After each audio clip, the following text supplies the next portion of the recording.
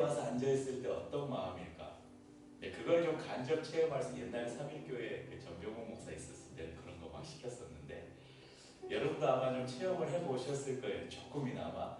혹시 그 유명한 사찰들 있잖아요. 저는 이제 좀 좋았던 사찰이 한 3번인가 가봤는데, 강화도 가면 전등사가 있거든요. 너무 경치가 좋아서 전등사 가면 그 법당 안에 이렇게 들어가 볼 수 있어요. 그러니까 그 절에 가면 법당에 이렇게 딱 들어가서 그 불상 앞에 딱 섰을 때 그 굉장히 막 이질감 이런 거 느껴지지 않나요? 교회에 처음 나와서 이렇게 앉아 있으면 그런 이질감이 좀 느껴지지 않을까, 그런 생각을 해봐요. 그런데 오늘 우리 처음 이제 저희 교회 예배로는 처음 오셨는데, 제가 이제 입수한 정보로는 아이가 근데 채빈이면 딸이에요, 아들이에요? 딸. 4살 채빈이 엄마, 중국 분이신데요. 이름이 조리라고 들었어요. 네. 우리 이제 지난주에 만나고 오늘 저희 예배를 처음 왔는데, 이제 아직 이렇게 천천히 말을 하면 들으실 수 있죠, 이해하실 수 있는데, 이제 아직 글을 모르고 아마 이렇게 노래를 부르면 무슨 말인지도 잘 모르실 거예요.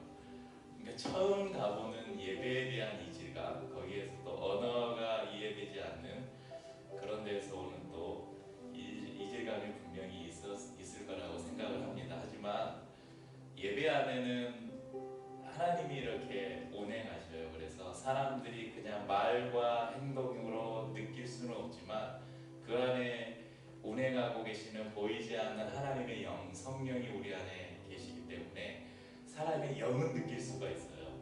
그래서 오늘 하나님의 영이 오늘 예배하는 우리 모두들 가운데, 또 우리 예배, 우리 빌리의 교회에 처음 같이 예배하는 우리 조리 자매님에게 풍성하게 운행하시고 은혜를 주시기를 소원합니다. 그래서 오늘 이 방금 부른 이 찬양은 하나님께서 당신의 삶을 통해서 그 마음이 메마른 사람들 있잖아요. 이런 사람들 마음 속에 이렇게 샘물이 나듯이 그런 사람들의 마음을 적셔주고, 가난하고 목마른, 그러니까 고통 가운데 있는 사람들이 당신을 통해서 주님의 사랑을 알기를 원합니다. 그렇게 옆에 분을 축복하는 노래예요. 오늘 뭐 따로 축복할 시간 없이 시간 뭐 가질 필요 없이 오늘 우리 처음 오신 조리 자매님을 향해서 우리가 이 찬양으로, 지금은 하나님에 대해서 잘 모르고 복음에 대해서 모르지만 하나님께서 우리 자매님을 사랑하셔서 그 마음 안에 놀라운 복음의 씨앗을 심으시고, 이제 이 자매님을 통해서 많은 사람들에게 하나님의 사랑, 그 고통당하는 사람들에게 하나님의 풍성한 생명수를 흘러보내는 통로로 사용해 주십시오. 그렇게 축복하겠습니다. 하나님께서 당신을 통해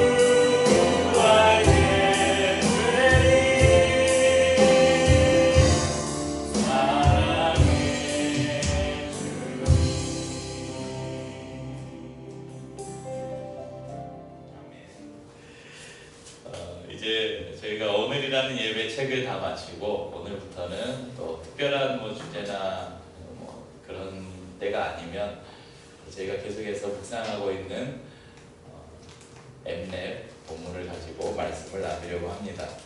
오늘은 수요일과 목요일 본문이었던 야고보서 2장 말씀에서 조금 더 앞부분까지 14절 부분까지, 아마 수요일 본문이 18절에서 20절, 목요일 본문이 22절에서 26절까지였는데 다 처음 듣는 듯한 표정이신데, 이제 오늘이란 예배도 끝났으니 엠랩으로 묵상에 또 게으르지 마시길 바랍니다.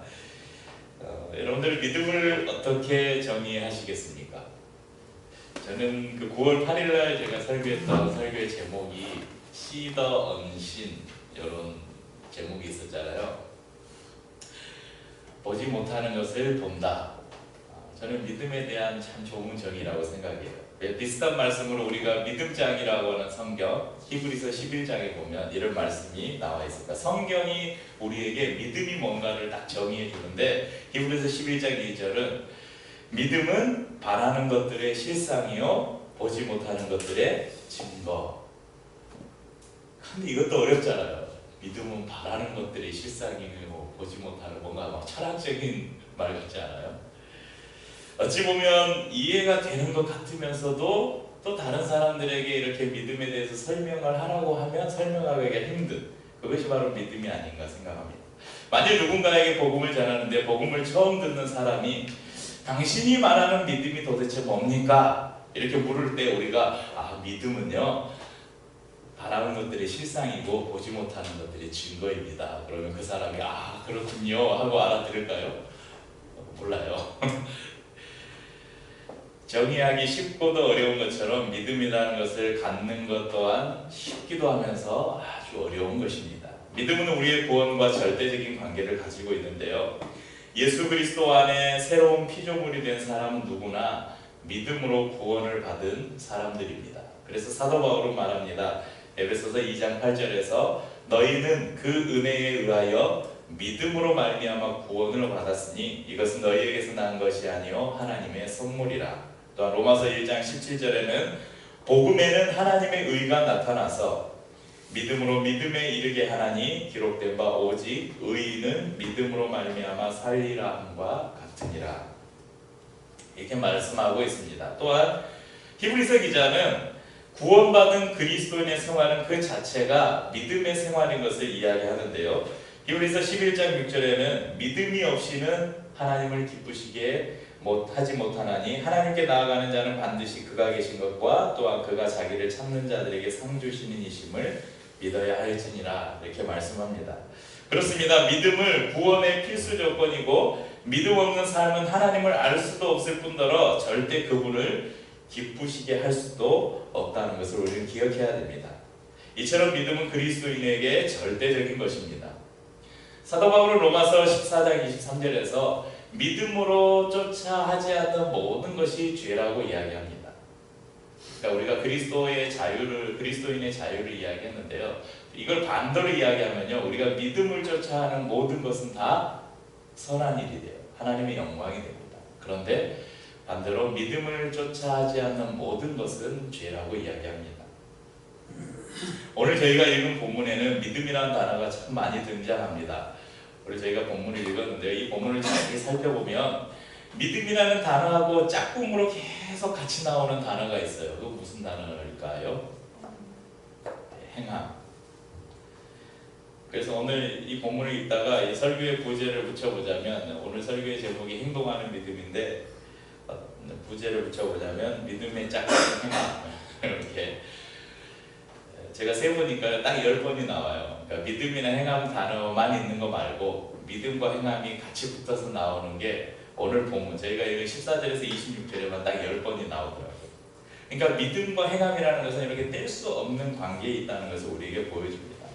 여러분, 교육 방법 중에 가장 효과적인 교육 방법이 뭘까요? 시청각 교육. 그러니까 보고 듣는 것을 직접 경험하게 함으로써 교육하는 시청각 교육. 그럼 시청각 교육의 대가가 누군지 아세요?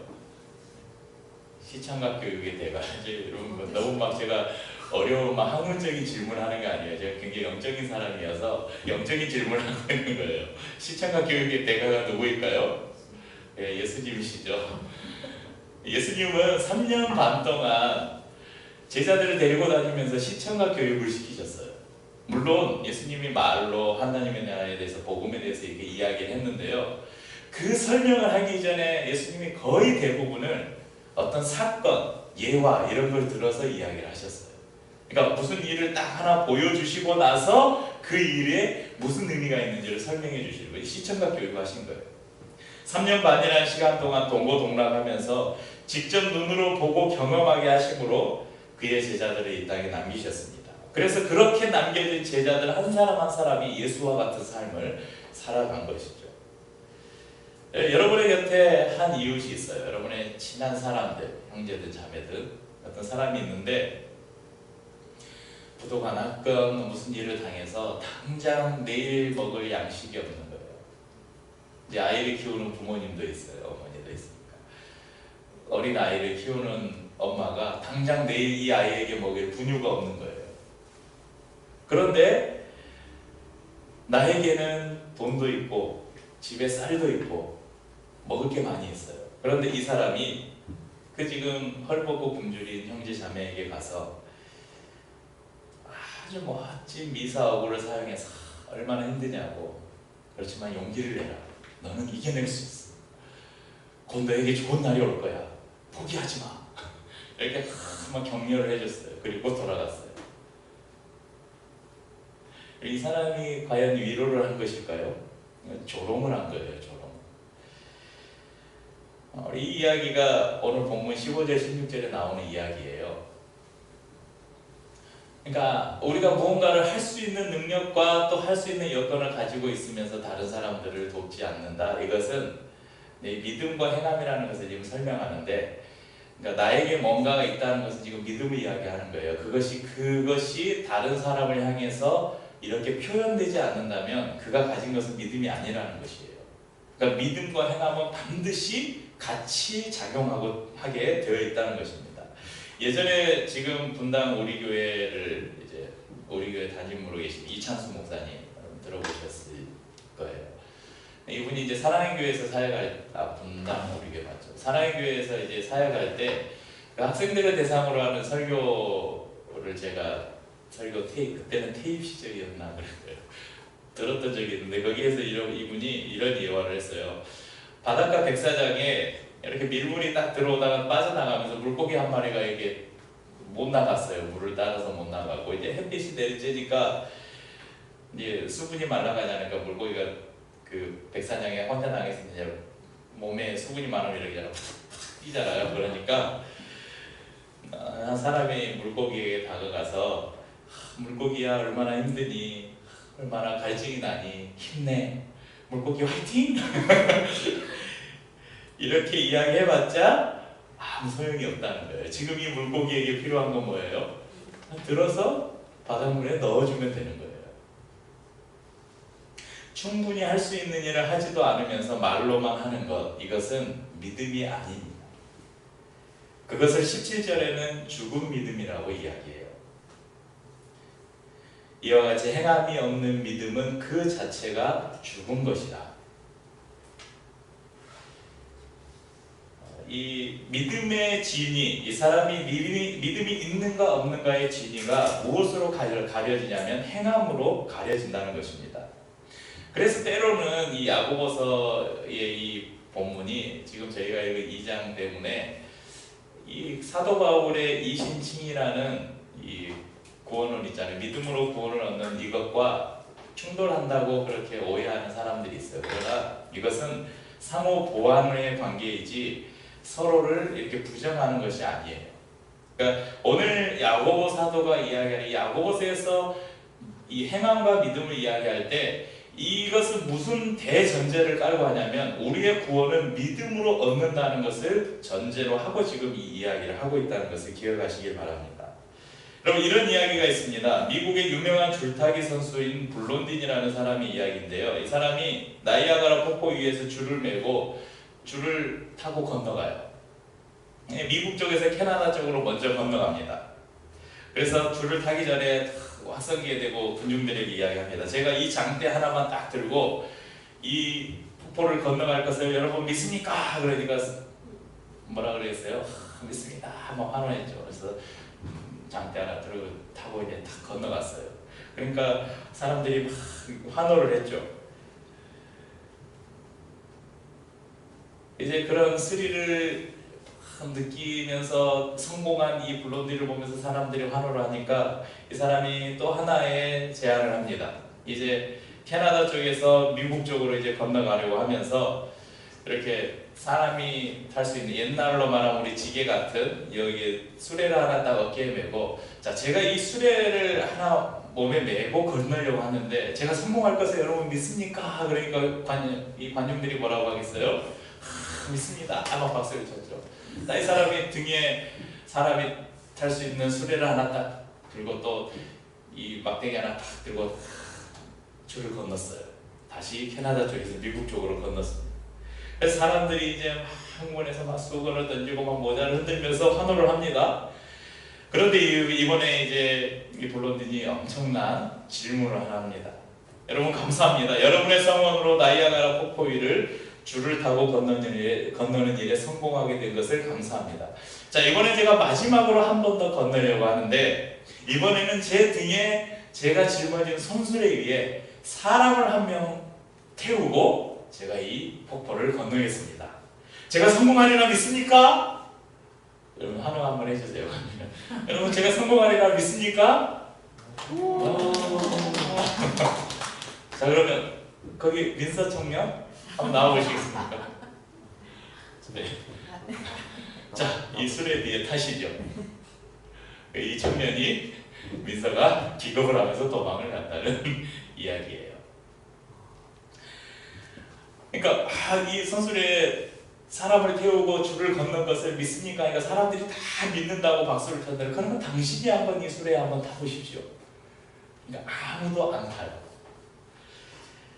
믿음에 대한 예화인데요. 근데 엄밀하게 말하면 이것은 믿음이 아니에요. 이것은 신념이나 신뢰나 확신 이렇게 이야기합니다. 믿음이라는 것은 믿을 수 있는 대상을 믿는 걸 믿음이라고 해요.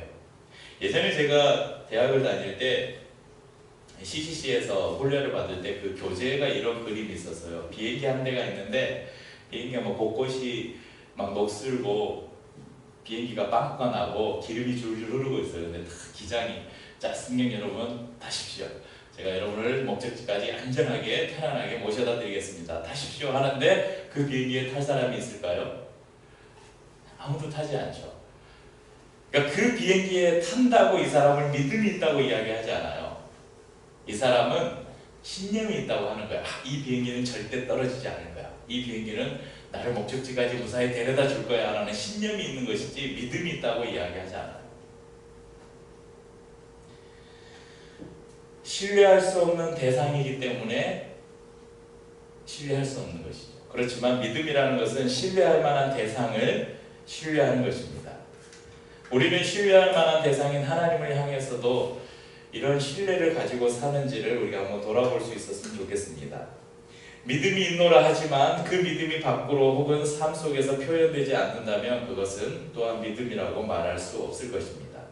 많은 사람들의 믿음이 그저 머릿속으로 추상적으로 그려지는 지식으로 그치는 경우가 많습니다. 성경은 오늘 본문에서는 이런 믿음이 있는데 이런 믿음을 가리켜서 귀신 같은 믿음이라고 이야기해요.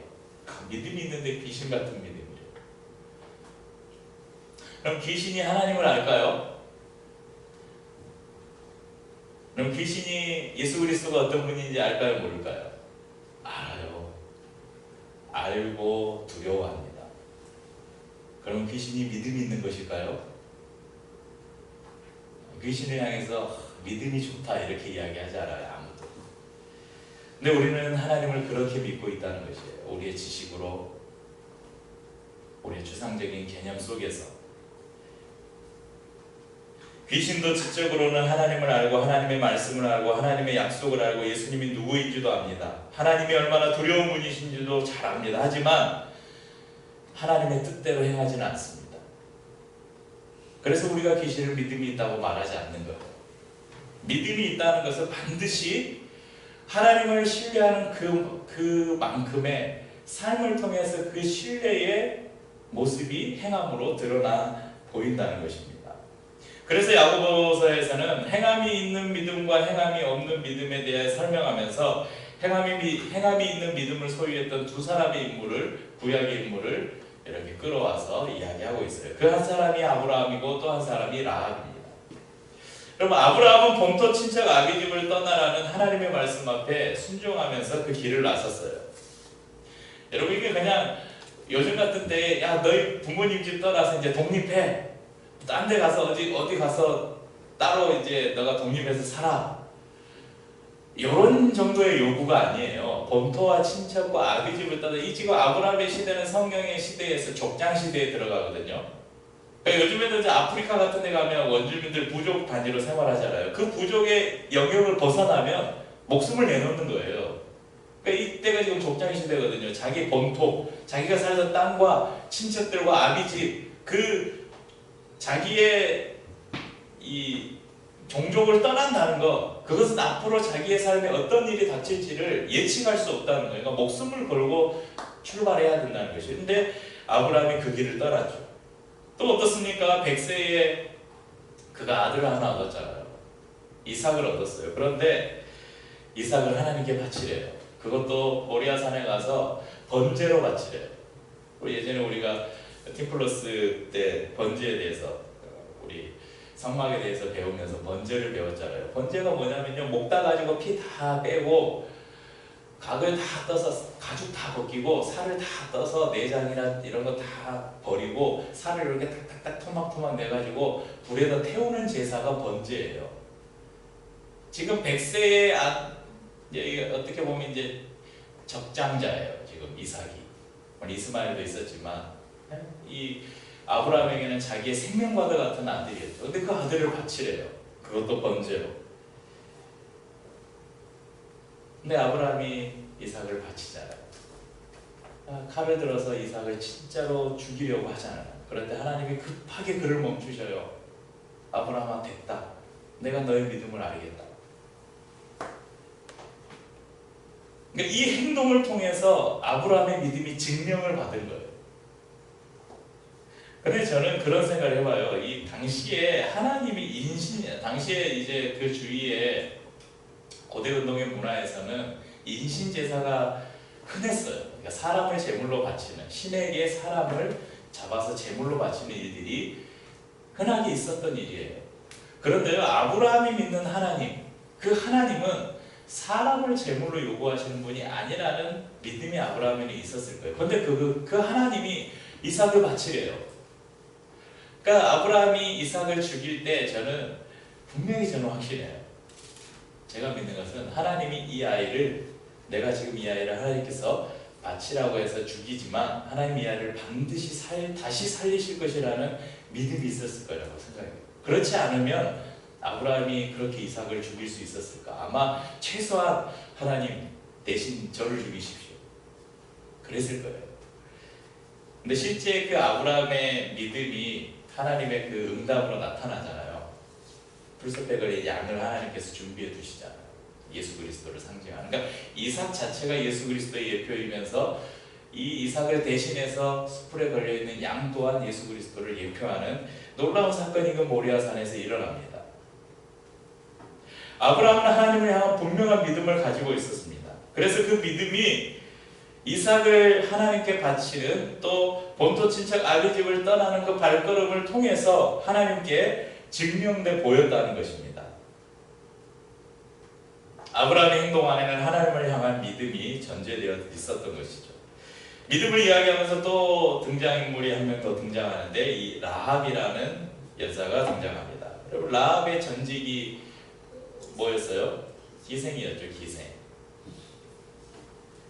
요즘으로 말하면 창녀죠. 창녀.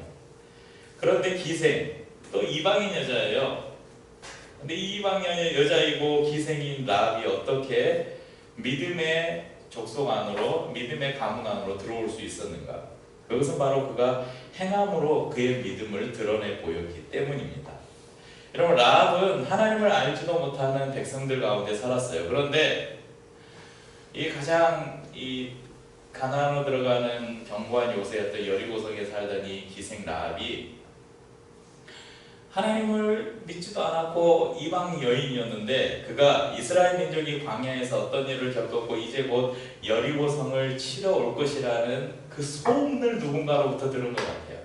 요즘에 제가 또 즐겨보는 사극이 있는데, 나의 나라 혹시 보시는 분 있으신가요? 아무도 안 보시는군요. 저 이성계 이야기 나오는, 이성계와 이광원과 거기에 이제 아주 드라마에 정말 많이 등장하는 곳이 있는데, 뭐죠? 그 기방이 이화루가 등장해요. 그러니까 당시에 조선시대 때 그랬죠. 이 기방 안에서는 수많은 정보들이 이렇게 왔다 갔다 하잖아요. 그러니까 아마 이 당시에 이스라엘 이 여리고성 안에도 이 기생들은 이렇게 자기의 몸을 팔면서 여러 사람들로부터 이런 소문이나 이런 정보들을 들었을 것 같아요. 그래서 이스라엘이라는 민족이 어떻게 애굽에서 나와서 광야에서 어떤 길을 걸었고 이제 곧 이 여리고성을 치러 온다는 소문을 들은 것 같아요. 그런데 그 소문만을 듣고 이 라합에게 믿음이 생겼어요. 그래서 이 여리고성을 정탐하러 온 정탐꾼을 숨겨주는 행동을 하게 됩니다. 여러분, 정탐꾼을 숨겨준다, 이것이 발각된다, 이건 이 매국행위잖아요. 바로 뭐 죽음과 직결되는 행위죠. 그런데 그가 이런 믿음의 행동을 할 수 있었던 것, 그것은 바로 하나님에 대한 믿음을 가지고 있었다는 것이죠. 그것이 자기의 목숨을 거는 행동으로 나타났다는 것입니다. 그래서 예수님의 족보에 이름을 올리는 영광을 얻게 됩니다.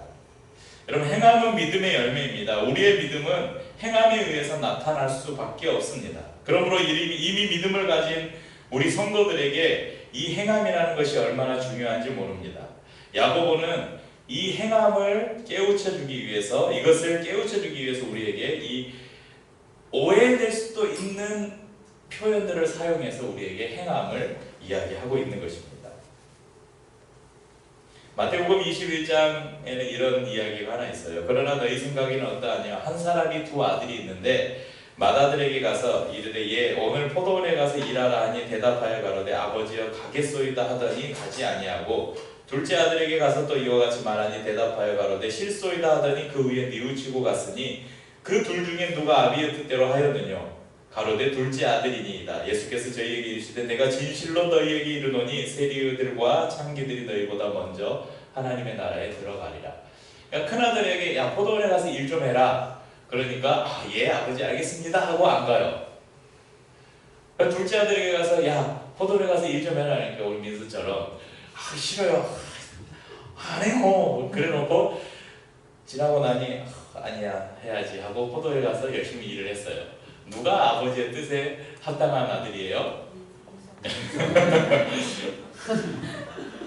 그러니까 이건 뭐 행동하는 믿음에 대한 예화가 아니라 그 유대인과 이방인들의 구원에 대한 예수 그리스도를 바라보는 그 태도에 대한 예화예요. 근데 이 안에도 믿음이라는 게 행동으로 나타나는 그 믿음이 진짜 믿음이라는 것을 이야기하고 있는 것이죠. 그러니까 유대인들이 오랫동안 하나님을 고대해왔고 그 오실 메시아를 기다리는 믿음을 가지고 있었는데 정작 하나님의 뜻에 순종하지 않을 때 그들의 믿음은 죽은 믿음이 된 것이죠. 하지만 이방인들, 개처럼 버려진 사람들이라고 할지라도 하나님이 그들에게 말씀하시고 명령하시고 그들 안에 믿음이 들어갔을 때 그 믿음을 자기의 삶으로 표현했을 때 그 사람들은 구원의 반열에 들어올 수 있었다는 것이죠. 사랑하는 성도님들, 행동하는 믿음을 가지셨습니까? 누군가가 여러분들 향해서 당신이 믿는 그 믿음, 당신이 믿음이 있다는데 그 믿음을 나에게 좀 보여주십시오. 오늘 본문에 나오는 이야기잖아요. 누군가가 당신이 가지고 있는 믿음을 좀 나에게 보여주십시오. 나는 행함으로 나의 믿음을 당신께 보이겠습니다. 그러니까 이건 어찌 보면 그리스도인들 좀 빗대서 하신 말씀이 아닌가 싶어요. 그러니까 그리스도인들이 다 말로는 내가 예수를 믿네, 내가 하나님을 믿네 하면서 정작 사람들이 그래 너가 믿는 믿음을 나에게 한번 증명해봐라 할 때 보여줄 게 없다는 거예요. 그래서 성경은 너의 믿음을 말로 아닌 너의 삶으로 보이라 이렇게 말씀하고 있는 것입니다. 요즘에 우리 이렇게 한국 교회를 보면서 한편으로는 야 이거 왜곡된 믿음이 보여지면 또 안 되겠구나 그런 생각도 있어요. 이건 절대 정치적인 이야기가 아닙니다. 우리나라가 지금도 어제도 광화문과 이제 예전에 지난번에 서초동이었는데 어제는 광화문과 여의도로 갈라졌잖아요. 뭐 정치적인 그런 것들을 다 떠나서 우리 안에 잘못된 믿음이 어떤 행동을 보이는가에 대한 좋은 본보기를 지금 저희가 보고 있는 것 같아요. 네, 이 보수 단체의 집회를 이끌고 있는 이제 교단에서도 면직이 됐으니까 뭐 목사를 붙일 필요도 없는 정광훈이라는 사람이 지난번에 또 한 주간 이 말을 해가지고 이슈였죠. 이 광화문 집회에 나오지 않는 사람들은 생명책에서 지워버리겠다고. 그래서 이제 또 욕을 많이 먹으니까 그거 조크였다고 이야기를 했는데, 예, 그 사람 별명이 빤스 목사라는 것도 아시죠? 이 차마 입에 담기 민망해서 왜 그런 별명이 붙었는지는 이야기 안 하겠습니다. 여러분들 저기 인터넷에 찾아보십시오.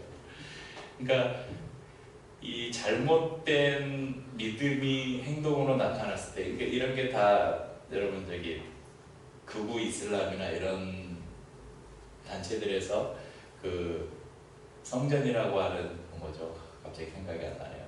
그러니까 자기가 믿는 알라를 위해서 테러를 일으키고 자기 몸에 폭탄을 짊어지고 기꺼이 죽을 수 있는, 이렇게 할 수 있는 것은 그 사람들이 믿음이 있어서 그래요. 그런데 그 믿음의 대상이 잘못됐다는 것이죠. 그러니까 우리는 하나님을 믿고 있어요. 그러니까 하나님의 말씀인 성경을 믿고 있어요. 이 성경 안에는 수많은 하나님의 가르침들이 있어요. 우리가 어떻게 살아야 될지, 어떻게 하나님의 백성으로 살아야 될지. 그 진수를 담아놓은 곳이 저는 산상수훈이라고 생각해요. 예전에 제가 산상수훈 말씀을 쭉 살폈었는데, 이런 삶을 우리의 삶을 통해서 과연 나타내 보여주고 있는가? 우리 스스로를 좀 돌아보았으면 좋겠습니다. 마태복음 5장 16절의 말씀으로 오늘 설교를 마무리합니다. 마태복음 5장 16절에 이렇게 말씀합니다. 이같이 너희 빛을 사람 앞에 비치게 하여 저희로 너희 착한 행실을 보고 하늘에 계신 너희 아버지께 영광을 돌리게 하라. 너희의 화려한 언변이 아니라, 너희의 열심인 종교 생활이 아니라 너희의 착한 행실을 보고 하나님께 영광을 돌리게 하라. 그럼 한 주간도 여러분의 삶에서 여러분의 믿음의 행함으로 나타나서 다른 사람들이 여러분을 볼 때 너의 행함, 너가 살아가는 삶을 보니까 네가 믿는 믿음이 어떤 것인지 내가 알겠다. 네가 믿는 하나님이 어떤 하나님인지 내가 알겠다. 네가 믿는 예수 그리스도가 어떤 분인지 너의 삶을 보니까, 너의 행동을 보니까 내가 알겠다. 이렇게 다른 사람들이 여러분의 삶을 보고 고백할 수 있는 은혜가 있기를 축복합니다. 주의 말씀 앞에서